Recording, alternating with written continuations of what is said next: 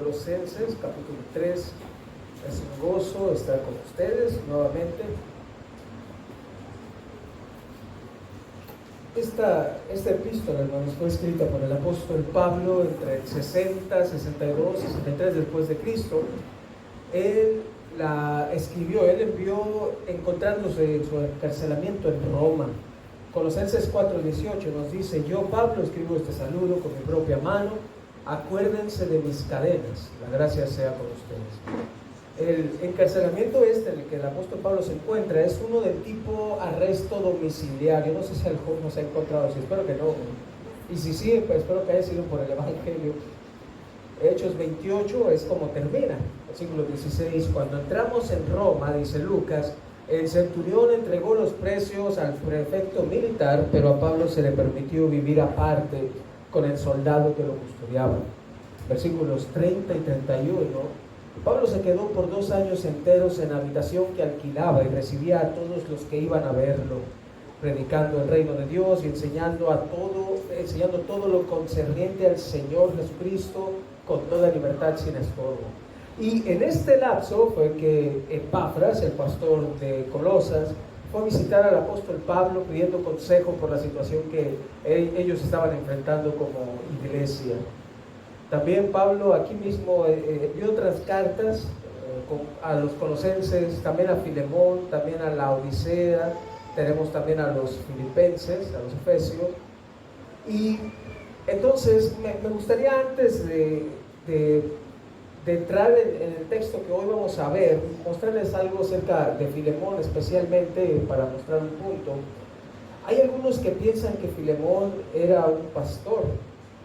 Sin embargo, la carta a los colosenses nos muestra únicamente a Epafras siendo el pastor de la iglesia, a Filemón no. Y en la carta que Pablo envía personalmente a Filemón, ahí podemos ver cómo se llama un bien amado hermano y colaborador. Pero asimismo, en esa misma epístola a Filemón, al final se menciona a otra lista más, se menciona Aristarco, Marcos, Demas, Lucas. La mitad de aquí no eran pastores, y esto es porque yo quiero llegar a un punto. En el inicio de la epístola a Filemón se menciona a Filemón, luego a Apia y por consiguiente a Arquipo. Creemos que esta es la familia, y a Arquipo sí se le menciona como un compañero de milicia. Eso es importante, porque tanto Arquipo, al igual que Pablo, podían ser colaboradores en el ministerio pastoral, y tiene la figura de alguien que es soldado de Jesucristo. No así con Filemón.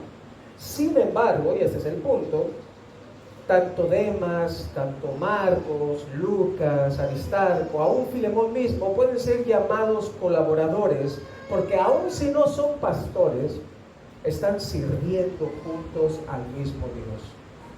De manera que, a la luz del contexto general de la carta, todo servicio a los santos es servicio a Dios, y todos somos colaboradores y debemos ser reconocidos por eso. Pero a lo que me gustaría llevarles ahora se encuentra en el texto que sigue, después de que nuestro hermano Antonio ha leído. Se ha dado lectura versículo 16, versículo 17, pero yo voy a centrarme en los versículos 18 al 21. O más particularmente 18 al 20. Aquí, hermanos, se empieza a hablar sobre las relaciones sociales del cristiano, y estos 3 versículos comprenden a la familia, versículo 18 al 21. Acompaña, por favor. Mujeres, estén sujetas a sus maridos como conviene en el Señor. Maridos, amen a sus mujeres y no sean ásperos con ellas. Hijos, sean obedientes a sus padres en todo, porque esto es agradable al Señor. Lo que vemos contenido aquí ha dado título al sermón de hoy: la preeminencia de Cristo en el hogar. Aquí hay varios hogares, hermanos. Somos una familia, pero tenemos que hay varios hogares, y queremos hacer notable la preeminencia de Cristo en todo, y eso también incluye el hogar. Y hoy solamente estaremos viendo 2 puntos, porque el tiempo no va a alcanzar, porque los días son malos, ¿verdad?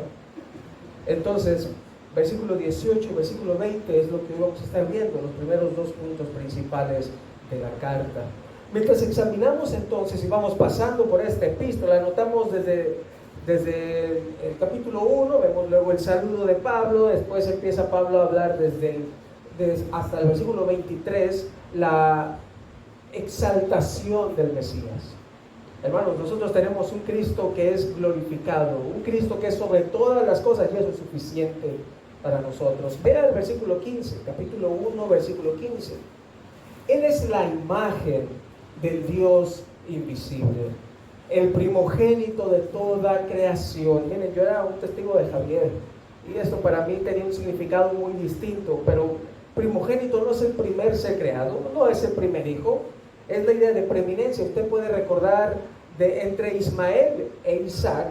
Ismael nació primero, pero Isaac fue el primogénito. Lo mismo con Jacob y Esaú. Primogénito es el que recibe la herencia en un sentido terrenal, pero es aquel que recibe toda la gloria pensando en Cristo. Porque por él, bueno, dice el versículo 16, porque en él fueron creadas todas las cosas, tanto en los cielos como en la tierra, visibles e invisibles, ya sean tronos o dominios o poderes o autoridades.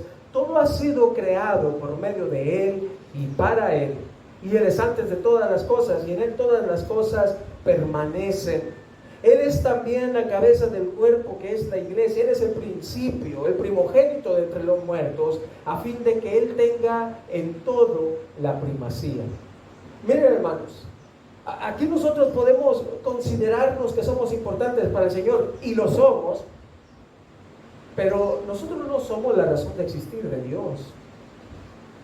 Y eso es beneficioso para nosotros.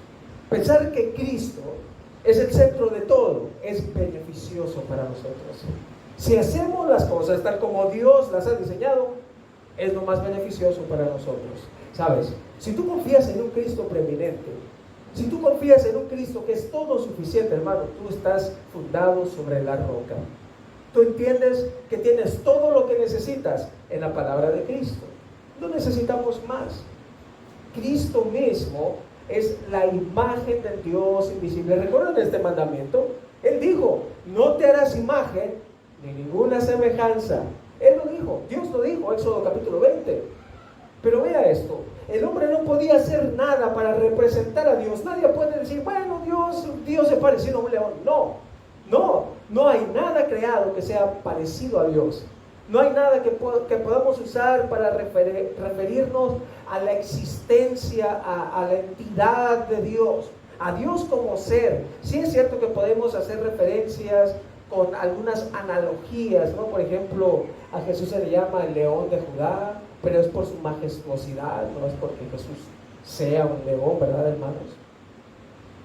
Entonces, Dios es el espíritu invisible, pero el invisible se hizo visible en Cristo. Él mismo dijo, quien me ha visto a mí, ha visto al Padre. Los colosenses, hermanos, estaban enfrentando presiones culturales que los tentaban a dejar a Jesús, y eso es lo importante para nosotros hoy. Tenían dos influencias que resistir. Primero, los que dicen que tomar es pecado. Primero era los legalistas, los judaizantes, y también una especie de politeísmo místico, como decía Max allá atrás hace rato. Ellos pensaban, bueno, tenemos a Hermes, el del dinero, a Afrodita, la del sexo, tenemos a Apolo de la música, y tenían mucho en esta cultura helenística quienes adorar. Y de hecho algunos pensarían que Jesús era otro más a la cuenta. Y no es así.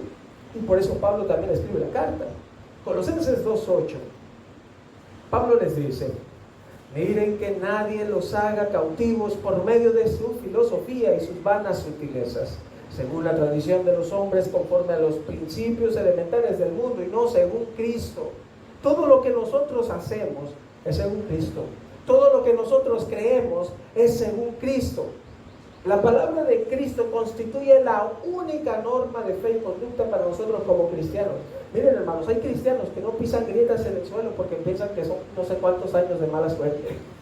Las personas, aún los cristianos, no tienen su fe alimentada por la palabra de Cristo.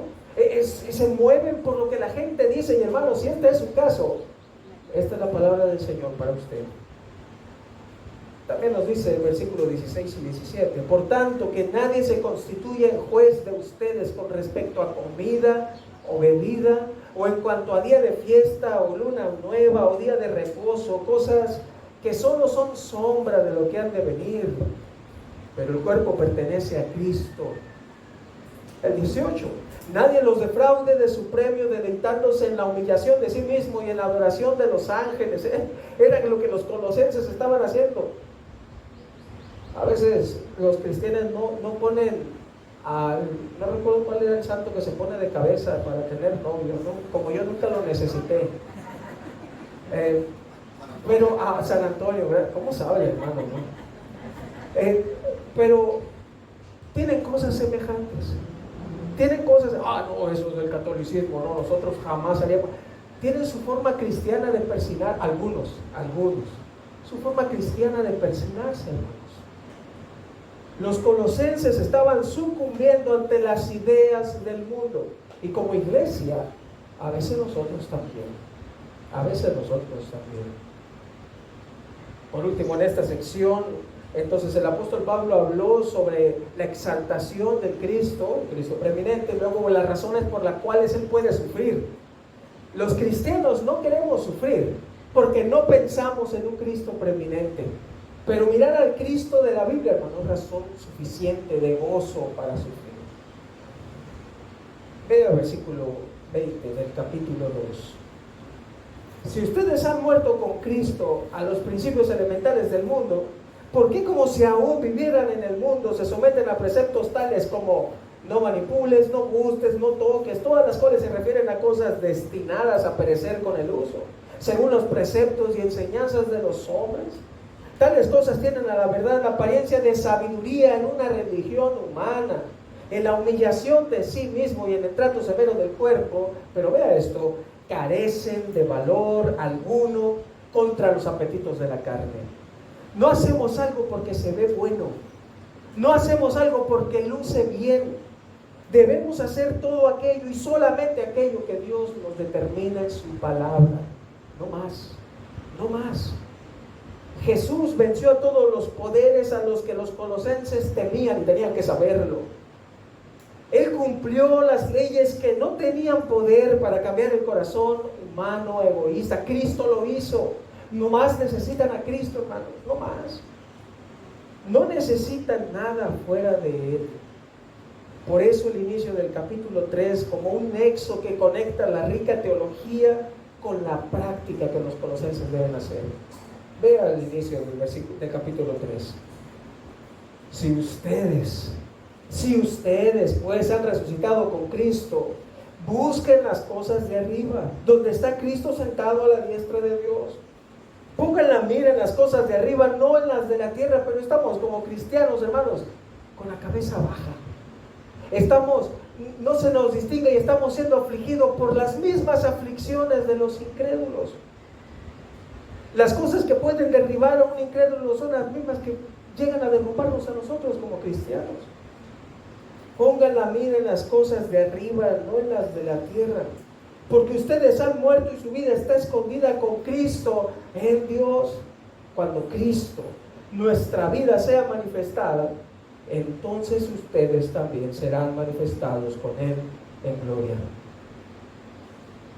Y esa debe ser nuestra esperanza. Así es como llegamos entonces al texto que nuestro hermano Antonio ha dado lectura. Todo lo que nosotros hacemos debe estar regido por la palabra de Cristo. Y todo lo que hagamos, debemos hacerlo en el nombre del Señor Jesús, dando gracias por medio de Él a Dios el Padre. Vamos a orar. Nuestro buen Dios, que su Santo Espíritu, quien es el Espíritu Santo, la tercera persona de la Trinidad, dirija nuestros corazones a la comprensión de este texto sagrado. Oh Dios mío, somos hombres y mujeres tan débiles que incluso en contra de nuestra misma naturaleza Hoy batallamos para escuchar su palabra, pero usted ha garantizado su obra. Usted haga arder nuestros corazones con la suficiente palabra de Cristo para motivarnos a hacer todas las cosas en el nombre del Señor Jesús. Motívenos, Dios mío, a que nuestros hogares resplandezca en Cristo preeminente, y que todo lo que hagamos como esposos, como esposas, como padres, como hijos, sea en honor de Cristo. Y yo pido esto en el nombre de Jesús. Amén. Como les dije, hermanos, hemos de ver hoy solamente 2 puntos. Vengo de la iglesia bíblica Esmirna, hermanos, pero pues ustedes me conocen, ¿no? Yo no traigo la corbata por respeto a mis pastores aquí. No es cierto, no uso tampoco allá. Pero, ¿qué puedo decir, hermanos? Soy como bautista de closet, lo siento mucho, hermanos. Y como buen bautista, pues manejo 3 puntos, ¿no? Y solo les voy a dar 2. El primero de ellos, al examinar la preeminencia de Cristo en el hogar, es esposos conforme al Cristo preeminente. Eso es lo que vemos en nuestro texto. Esposos conforme al Cristo preeminente. Entiéndase, esposos como matrimonio. Ese es el primer rol que vemos en este texto. Vemos el matrimonio, después vemos a los hijos y por último a los padres. Aún ese orden es bastante providencial. Y al examinar entonces a los esposos conforme al Cristo preeminente, vemos respecto a las esposas, versículo 18, respecto a las esposas. Y el texto inicia, mujeres. El término significa, tal como usted lo puede ver ahí, mujer. El mismo término de donde procede ginecología.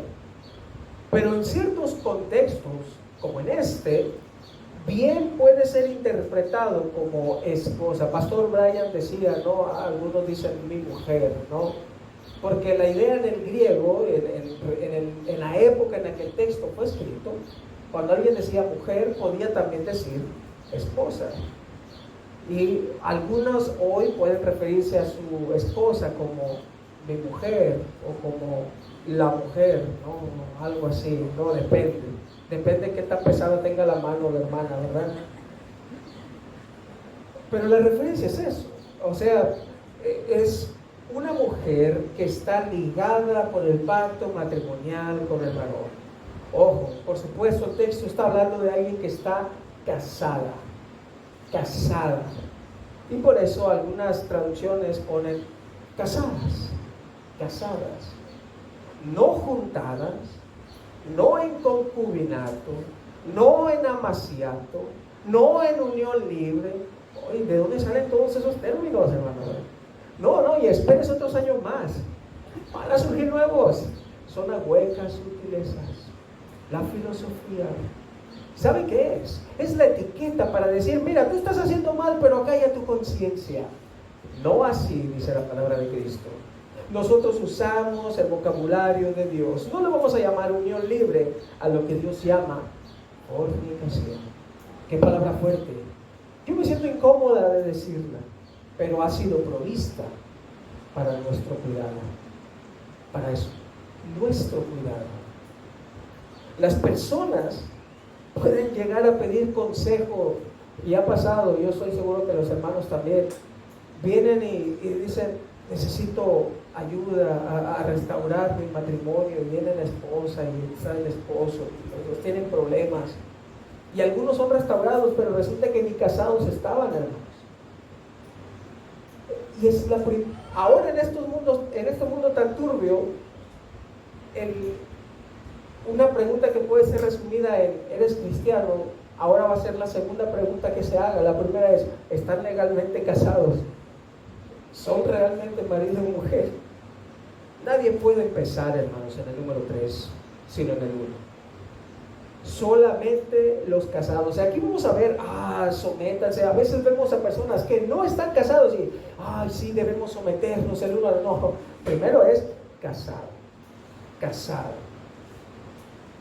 Y ahora sí, si hubiese alguien en esa situación, acérquese a Dios. Él es amplio en perdonar. Y lo que antes era vergonzoso, ahora puede ser hermoso, gozoso y honroso. Puede ser así. ¿Y qué vemos en cuanto a las esposas? Vemos su tarea. Su tarea. El versículo 18 continúa: mujeres, estén sujetas a su marido. Ay, hermano, otra vez, por favor. Mujeres, estén sujetas a sus maridos. Estén sujetas es un término militar. No se preocupen, hermanas, ahorita vamos a ir con los esposos también. Es un término militar. Es ordenar abajo. Y la forma en la que está escrito, va a sonar raro, ¿no? Pero pues así somos bien mexicanos. No digo semos. La idea es, las esposas esténse sujetas a sí mismas, a sus maridos. Esténse sujetas ustedes mismas a sus maridos. Esa es la idea. Esténse sujetas ustedes mismas a sus maridos. Por si alguien lo quiere poner ahí, ¿no? De estado en el WhatsApp. Estén sujetas a sus maridos. Sus maridos, al igual que mujeres, es el término hombres, a los hombres. Literalmente el texto dice, las mujeres estén sujetas a los hombres. Así. Pero tan general como parece, el texto es muy específico, es concreto. Hermanas, Dios no demanda que usted se someta a todos los hombres. Miren, hay varios maridos aquí, pero cada uno es marido de su propia esposa. Y en ese sentido, una esposa se somete solamente a uno. Esa es la buena noticia, hermana. Solo a uno. Sobreviva a uno. Dios no espera que usted haga otra cosa. Pero para hacer eso, usted primero debe estar sometida a Cristo. Me imagino a las mujeres colosenses batallando con esto. Dios conoce nuestras luchas. Las luchas que tenemos como hombres, porque mujeres ya se habrán adelantado el versículo 19. Y las luchas que tenemos como mujeres, como hombres, como mujeres. Dios nos conoce. Dios sabe de lo que padecemos. Y por eso nos ha dado su suficiente palabra. Por eso. Pero para que tú puedas obedecer cualquier letra que pone aquí, tú debes tener a Cristo. Sin Cristo, por más lindo que te parezca este libro, tú no lo puedes obedecer. No vas a poder hacerlo. Y las mujeres colosenses podían, ¿por qué no me sale? ¿Por qué lo intento y no puedo hacerlo bien? Necesitamos al Cristo preeminente para que las mujeres puedan someterse a sus propios maridos. Pero no solamente nos determina en cuanto a sus esposas cuál es la tarea, sino que además nos da su regulación. Nos da su tarea y nos da su regulación. Esto es en cuanto a las esposas. El versículo 18 termina: mujeres, estén sujetas a sus maridos como conviene en el Señor. Como conviene denota lo que es debido a una persona, el deber a uno, lo que es adecuado. Mire, Dios no espera, mi hermana, que usted se someta a su esposo como le conviene a su esposo. Como conviene en el Señor. En el Señor. De hecho, es bastante curiosa la manera en la que el texto griego está escrito aquí. Literalmente es como convenía en el Señor. Como estaba conviniendo en el Señor. Eso es lo que dice. Todo el tiempo estuvo siendo conveniente, pero las mujeres colosenses no lo estaban aprovechando. No lo hicieron. Quizá algunas lo trataron, pero no tuvieron éxito delante del Señor porque no lo estaban haciendo con la fuente correcta.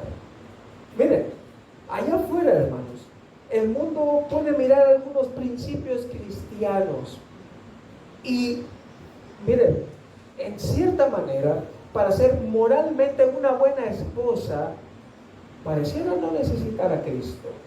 Pero de nuevo, el texto aquí en el capítulo 3, versículo 17, terminado.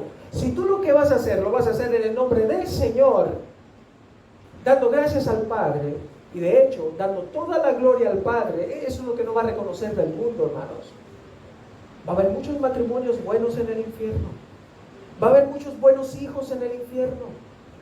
Pero no es la moralidad nuestro fin máximo, es la gloria de Cristo.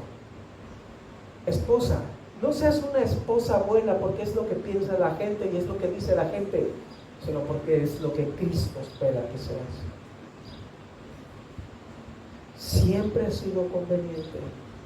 Las mujeres colosenses debían depender de Cristo conveniente. Siempre fue así, siempre estuvo siendo conveniente, pero no lo habían hecho. Quizá como la afanada y desenfocada Marta en Lucas 10, 41 y 42, ¿usted recuerda? Jesús le dice: Marta, Marta, tú estás preocupada y molesta por tantas cosas, pero una sola cosa es necesaria. Así también, hermana, una sola cosa es necesaria. Dios no espera que tú asumas el rol del liderazgo en tu hogar. Sí, que tu marido ha de escucharte y considerarte para tomar una decisión, pero puedes descansar en eso. Dios no espera rendición de cuentas de parte de ti como cabeza de ese hogar. Y de los maridos sí, ahorita hablamos. Como conviene en el Señor, no solamente delimita, porque es la idea. Como conviene en el Señor significa que si tu marido te pide algo que es pecaminoso, tú no vas a obedecer. Si tu marido te dice: oye, no te congregues, vamos a pasar un tiempo en familia, y la Escritura te dice: no dejando de congregarse como algunos tienen por costumbre. Bueno, yo estoy apuntando para allá, hermano,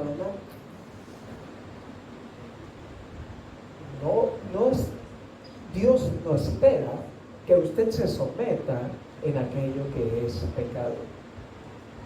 Como conviene en el Señor, no es solamente una delimitación, además constituye una motivación.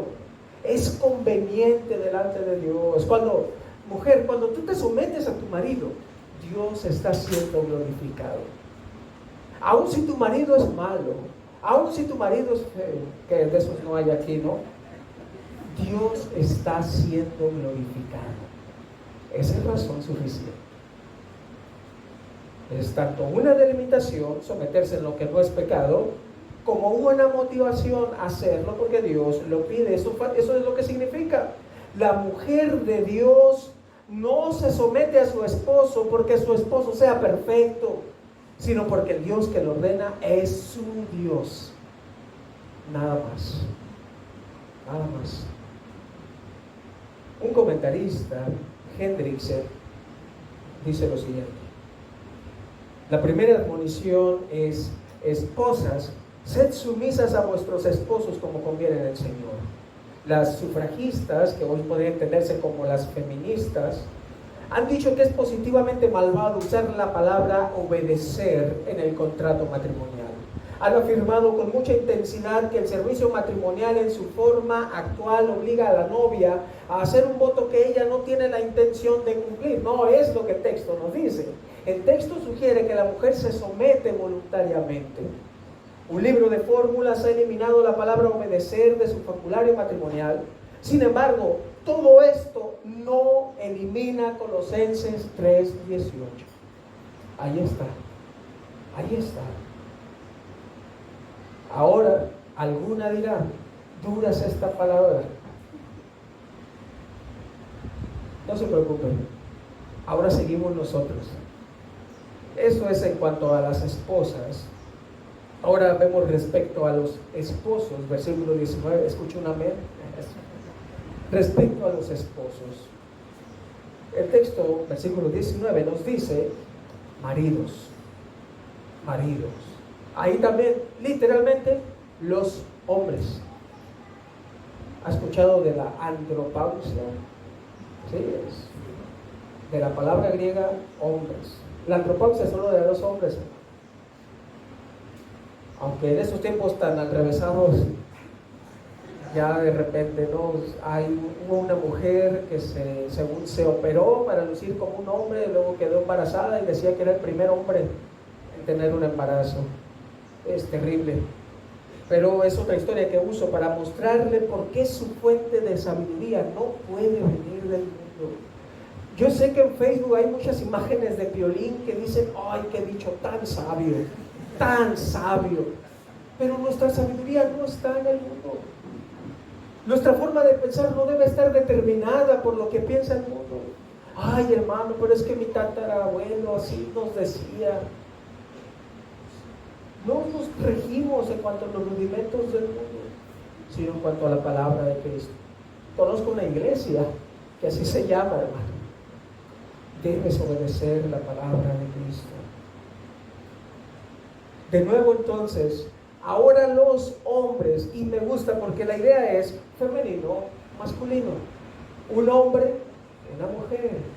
No es hombre con hombre, no es mujer con mujer, no es con hombre que se cree mujer, pero que no es nada de eso. Decía un primo, yo una vez fui una mujer atrapada en el cuerpo, yo fui un hombre atrapado en el cuerpo de una mujer, ¿no? Y era cuando su mamá estaba embarazada, pero ya después me dio a luz, y ahora ya soy un hombre en un hombre, ¿no? Espero haber asustado a algunos aquí. Algunos los vi como que volvieron del tercer cielo. Muy bien, su tarea. ¿Cuál es la tarea en cuanto a los esposos? Maridos, tan fácil va a decir una mujer, ¿no? Amén a sus mujeres. Amén a sus mujeres. El término amar es tan especial. Creo que todo predicador dirá lo mismo al encontrarse con este verbo amar aquí. No es el griego eros, de un amor de donde viene erotismo. No es fileo, un amor asociacional. No, es agapao, que es el amor sacrificial. Es el amor que se utiliza en referencia a Dios. Antes nosotros podíamos amar de muchas maneras, pero ahora estando en Cristo y solamente estando en Cristo podemos amar como Dios ama. Es un amor sacrificial. ¿Sabe lo que significa? Amar no es un sentimiento. Y algunos quieren decir amar es solo una decisión, pero es todavía más que eso.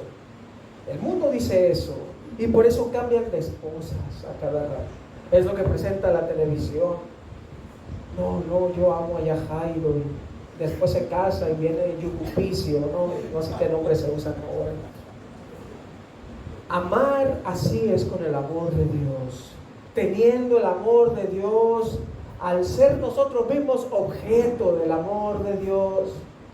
Mira, para que sepas lo que significa amar, tú debes conocer el amor de Dios. Y por eso el mundo no sabe lo que es amar. No sabe. Amar significa entregarse abnegadamente por el bien ajeno. Eso significa entregarse abnegadamente por el bien ajeno.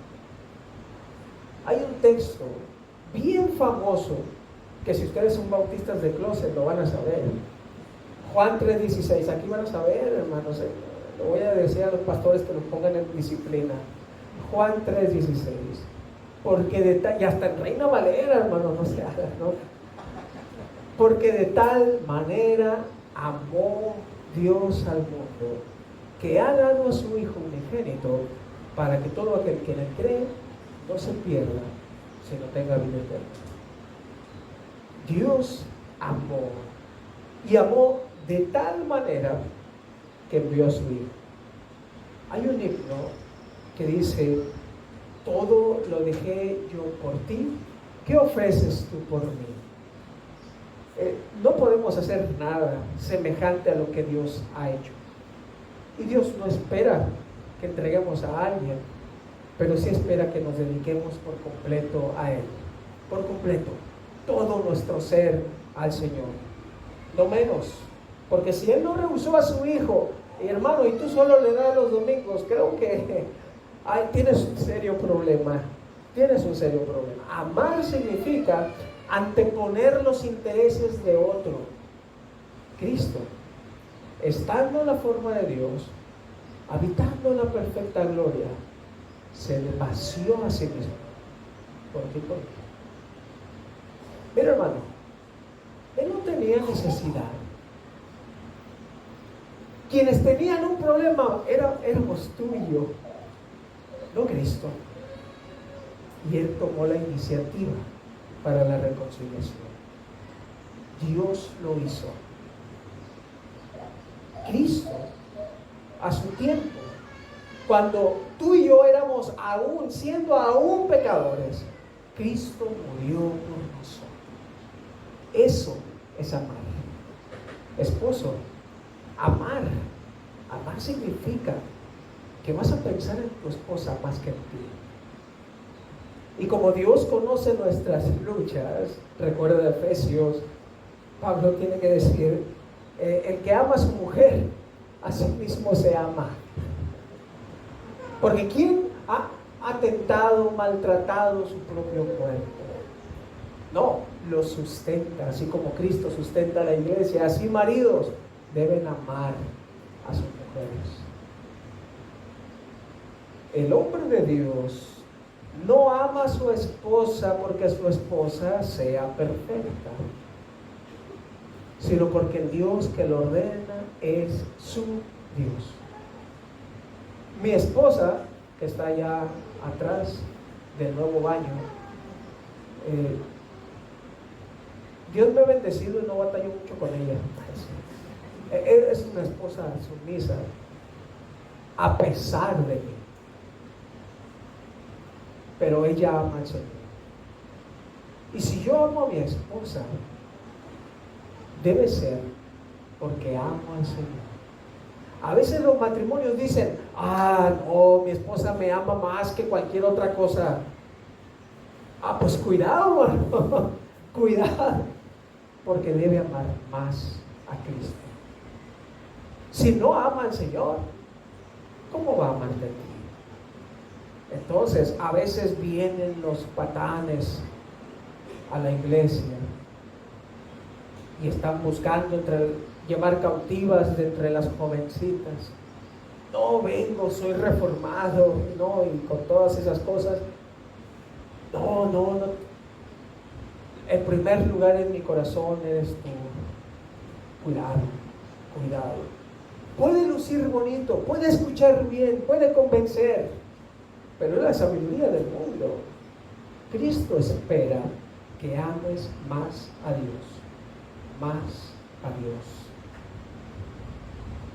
Marido, debes ser capaz de decirle a tu mujer, eres la segunda persona que más amo.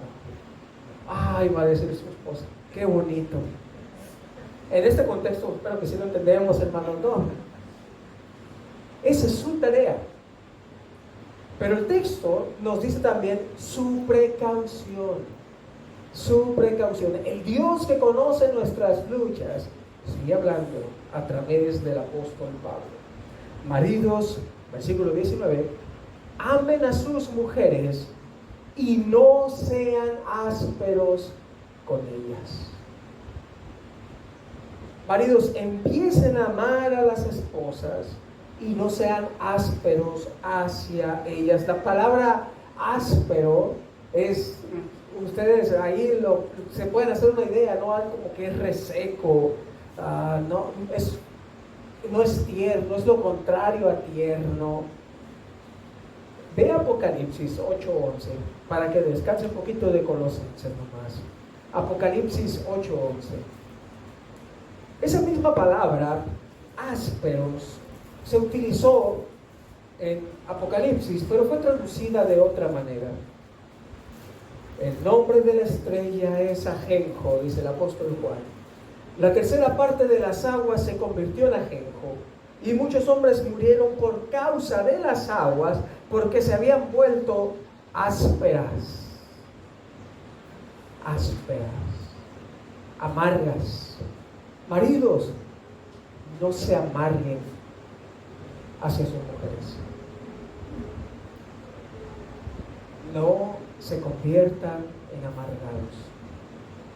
Maridos, traten a sus esposas con ternura, como a vaso frágil, coherederas de la gracia. Tú miras Apocalipsis 8, o aún capítulo 10:9 o 10:10, se vuelve a mencionar el mismo término. Mira lo que la amargura quiso.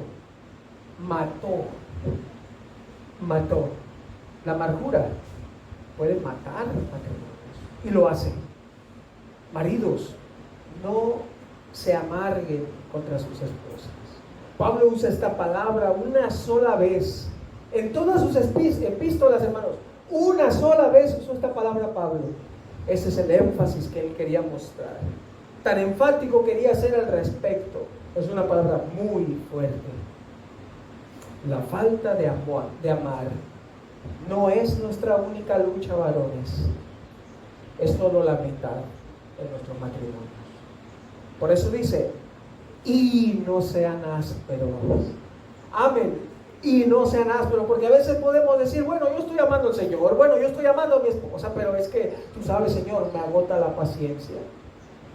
No, porque Cristo no agotó su paciencia contigo. Cristo te sostiene. Cristo te sustenta. Marido, haz lo mismo. Haz lo mismo. Esto, hermanos, es lo que el texto nos ha enseñado en cuanto a los esposos conforme al Cristo preeminente. Eso es esposos conforme al Cristo preeminente. Pero luego aquí en este texto vemos para el versículo 20 nuestro segundo punto. Hijos conforme al Cristo preeminente. Nosotros también, van a decir eso. Hijos conforme al Cristo preeminente. Hijos, dice el texto. Aquí podríamos argumentar que el término hablase de solamente hijos que están dentro del hogar y dependientes de los padres, pero no, porque aún tenemos vigente el cuarto mandamiento de alguna manera, ¿no? Honrarás a tu padre y a tu madre. Es de hecho el primer mandamiento con promesa. Siempre somos hijos. Mientras tenemos padres, somos hijos. Y aun cuando el Señor decide lo distinto, en nuestra memoria está honrar a nuestros padres. ¿Cuál es la tarea de los hijos? ¿Cuál es? Versículo 20, hijos, sean obedientes a sus padres en todo. Si bien el texto no va a pedir que alguien que ya salió del hogar sea igualmente obediente al padre como cuando vivía bajo su techo, recordemos que aún así le debe cierta honra. Pero la palabra es tan interesante aquí. La idea es alguien que cumple las demandas. Alguien que decía, recuerdo cuando estaba aquí, el pastor Brian me daba las 3D por las cuales un hijo puede recibir el pau, es la desobediencia, la deshonestidad. El pastor Brian dijo desrespeto, ¿no? Así me la aprendí yo, hermano, también, ¿no? Pero algo bien importante decía, es que la obediencia, para que sea obediencia, es sin pataleos. No es solamente hacer lo que dice, sino con una actitud correcta. Que las peleas entre los hijos cristianos por ir a las tortillas debe decir, no, que yo voy, no, yo insisto. ¿Sí? Así debe ser no es cierto, ¿verdad? Pero no, ahí van retorciéndose, hijos. Ahí van retorciéndose, ¿no? Y parecen que se están aventando un solo de rock, ¿no? Va por todo el piso así, viendo, no quiero, pero van y lo hacen. Ay, mi hijo es tan obediente. No. La obediencia empieza desde el corazón. Todo empieza desde el corazón. El amor, la sumisión, empieza desde el corazón. La obediencia también. Entonces, si yo voy a disciplinar a mi hijo y lo veo que está llorando, pero con sus dientes rechinando, no, él no ha entendido todavía. Vamos a seguir platicando y dar un poquito más de instrucción hasta que viene el sentimiento. Entonces, la obediencia es debida. Y claro, en ese contexto estamos hablando de los que están bajo la cobertura de los padres, pero no olviden, si hemos salido, también debemos honrar. Si ya no estamos bajo la autoridad de los padres, el hecho de que no debemos ser obedientes en todo, por decirlo así, no significa que no debemos honrar o que tenemos alguna obligación hacia ellos. No. Y creo que parte de nuestro texto lo implica, y es por la palabra aquí, padres. Padres. Hay cosas que los padres piden y que son difíciles para hijos. Más cuando se trata de ir a la tienda, ¿verdad? Hay cosas que parecen tan difíciles. ¿Cómo es que mi padre me pide esto? O aún si salimos de la casa y nuestros padres nos dan un consejo, una consideración. Haz esto, hijo. ¿Por qué mi papá me pide siempre las cosas más difíciles? Obsérvalo. Si es algo conforme a la palabra de Cristo, sigue el consejo. Sigue el consejo. Sean obedientes a sus padres en todo, según todo. Pero aquí de nuevo, padres. ¿Sabe? Hay una palabra griega muy usada que significa padres y es pateres. No se utiliza aquí. No se usa aquí esa palabra. El término utilizado aquí como padre es la palabra de donde procede, hay un verbo que se llama llegar a ser, y la idea aquí es como progenitores.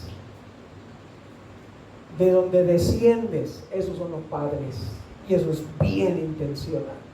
La Biblia textual traduce este texto así: hijos, obedeced a vuestros progenitores en todo.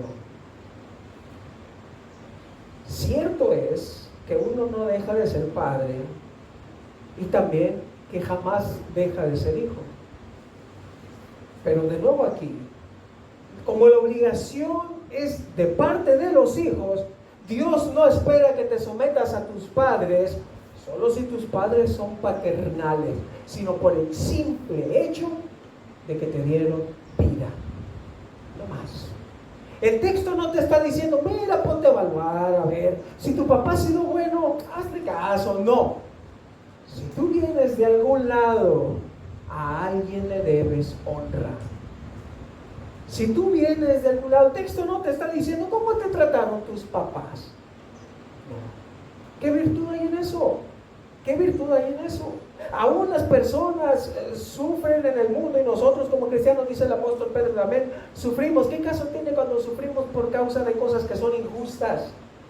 Dice, así también, ¿qué gloria hay en someterte a padres por el hecho de que son buenos? No, hijos, sean obedientes a sus padres en todo, aún si sus padres no son buenos con ustedes. Aún si no lo son. ¿Sabes? Aún si no conociste a tus padres, Cristo es glorificado si tú piensas de ellos de una manera honrosa. Honrosa. Así rima una canción muy sonada cada 10 de mayo. A ti que me diste tu vida, tu amor, y usted continúe. En ese sentido, todos venimos de algún lado y todos debemos honrar. Todos. Ahora, que si tus papás temen al Señor, si tus papás han sido buenos contigo, eso es un extra para ti como hijo. Y da más gloria a Dios por eso. Pero en cierta manera el texto nos dice más. Aquí les voy a decir algo que solamente el que tenga espíritu, que tenga oídos para oír, oiga. Y si no, anótelo y después lo busca. En cierto sentido, todos aquí somos pares. Así. Ya después usted lo checa en su casa, si se acuerdan, ¿está bien? Ya veo que todos están anotando. Fares, Fares. ¿Está bien? Esa es su tarea, hijos. ¿Y cuál es su motivación? Es lo que vemos en segundo lugar. Su motivación. Su tarea ha sido ser obedientes a sus padres en todo. Su motivación, hijos, sean obedientes a sus padres en todo, porque esto es agradable al Señor. En todas las cosas, siempre y cuando no entren en contradicción con la voluntad de Dios, aun si algo es difícil, pero si no es pecado, hijo, obedece, obedece. Así no volteó Manuel, hermano, no es. Pero de nuevo, la idea es, en todo aquello y solamente aquello que no constituye pecado. En ese sentido, obedecemos lo que los apóstoles dicen en Hechos 5:29. Debemos obedecer a Dios en vez de obedecer a los hombres. ¿Cuál es la obligación como hijos? Obedecer. ¿Cuál es la condición? Todo aquello que sea agradable, pero de nuevo es más motivación. Yo obedezco a mis padres, no porque mis padres sean perfectos, sino porque el Dios que lo ordenó es mi Dios. Hijo, así debes ver este texto. Tú debes obedecerlos no porque sea fácil, sino porque el Dios que lo ordena espera eso de ti. Y puedes hacerlo. Si estás en Cristo, puedes hacerlo. Pero vemos esto como una motivación. Es una manera de dar honra a Dios, que es tu Padre. Dios espera, hermano, que tú como su hijo le obedezcas en todo. Y aquí sí, literalmente todo. No hay una sola cosa que Dios quiere que tú desobedezcas. No hay una sola cosa de la que Dios te libera. Dios espera que tú obedezcas en todo. Todo. Y en ese sentido, aún si alguien no tiene progenitores, ten un Padre que ama más que nosotros. Todos somos hijos. Y como mínimo, tenemos un Padre si estamos en Cristo. Mira, nuestros padres nos disciplinaron de la forma que ellos consideraron la mejor. A lo mejor algunos pueden pensar, no, yo a lo mejor con menos tablazos hubiera entendido, no sé. Pero puedes dar gloria a Dios, gracias a Dios por tus padres.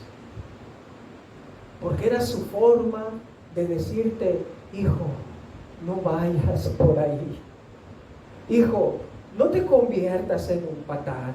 Hijo, no te conviertas en un asesino. Ellos siempre pensaron bien por ti.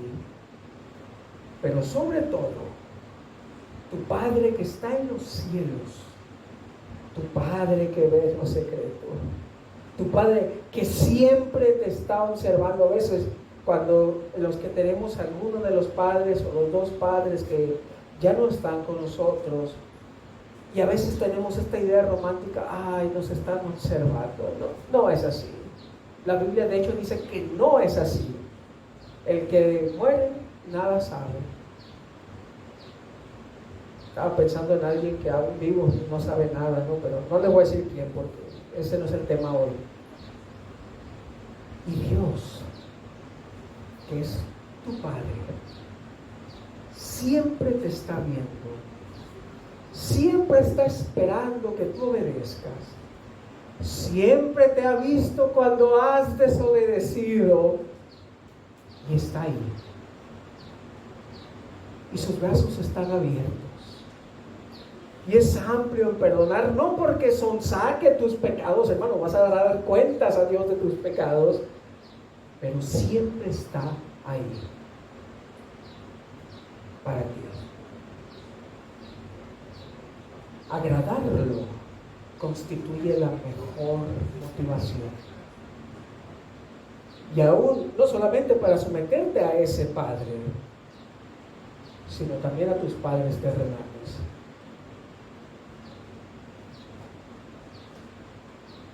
Pienso en el hijo pródigo, quien después de desear la muerte de su padre, le pide en vida que le dé su parte de la herencia, va y lo despilfarra, viniendo de un contexto judío, con todas estas leyes ceremoniales, mirando a los cerdos como animales impuros. Él llegó hasta lo más fondo a vivir entre los cerdos. Incluso dice la escritura que este hijo pródigo deseaba comer el alimento de los cerdos, que ni siquiera era tolerable para su estómago, pero él lo deseaba del hambre que tenía. Él llegó hasta lo más bajo. Pero después de volver en sí, voy a ir a mi padre y voy a decir: no soy digno de ser llamado tu hijo, hazme como uno de tus jornaleros. Él va a su padre y él está repasando esto. Eres mi padre, voy a decir esto: yo no soy tu hijo, yo no soy digno de ser tu hijo, hazme como uno de tus trabajadores, por favor, hazme como uno de tus trabajadores. Y yo te he fallado, padre, pero ahora te voy a decir, Señor. Y él va a la distancia y el padre lo mira. El hijo no llega, se pone de rodillas y empieza a decir su discurso. No, él no hace eso. El padre lo mira y corre hacia él. No importa si sus tobillos van a ser observados ¿cómo va a correr si es un hombre? Miren, en la cultura judía, cuando iba creciendo, mira, las túnicas de los niños eran cortas para que pudieran correr y otras cosas, ¿no? Más fresco. Y iban creciendo y las túnicas iban haciéndose más largas. Y un padre no corría. Un padre era visto pulcro, es un hombre inamovible. No corre un padre, y menos por un hijo que ha deshonrado a ese grado. Pero ese hombre ve a su hijo, no le importa lo que la gente piensa. Él va hacia él, él da un anillo, él mata un animal y lo recibe. A ese padre queremos agradar, hermanos. Un padre que, siendo perfecto y reconociéndonos a nosotros pecadores, imperfectos, tan lejos de la perfección, pero tan lejos, lo que tarda en venir Cristo, y abre sus brazos, los abre. Hijo, tú eres hijo de ese padre, obedécelo en todo. Eres capaz si estás en Cristo. Pero de nuevo, no quiero despegarme de lo que el texto está diciendo. Así como podemos someternos a un padre que no vemos, podemos someternos a padres que sí vemos. Y si hay un hijo que dice: yo me someto al Padre Celestial, y no se somete al Padre quien puede ver, ¿cómo ha de creerme? ¿Cómo ha de creerme? Agradar a Dios constituye la mejor motivación. Va a haber momentos en que someterse sea difícil, en que amar y no ser áspero sea difícil, en que obedecer a los papás sea difícil. Pero, por decirlo de alguna manera, sacar una sonrisa a Dios. Que Dios te diga: bien hecho, buen siervo y fiel.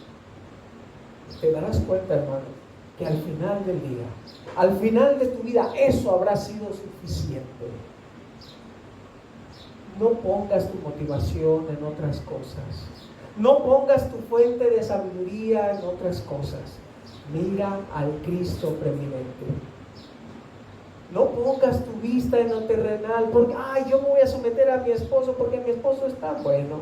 Ay, yo voy a amar a mi esposa porque mi esposa es tan buena. Ay, yo voy a obedecer a mis padres porque él me pide cosas tan fáciles.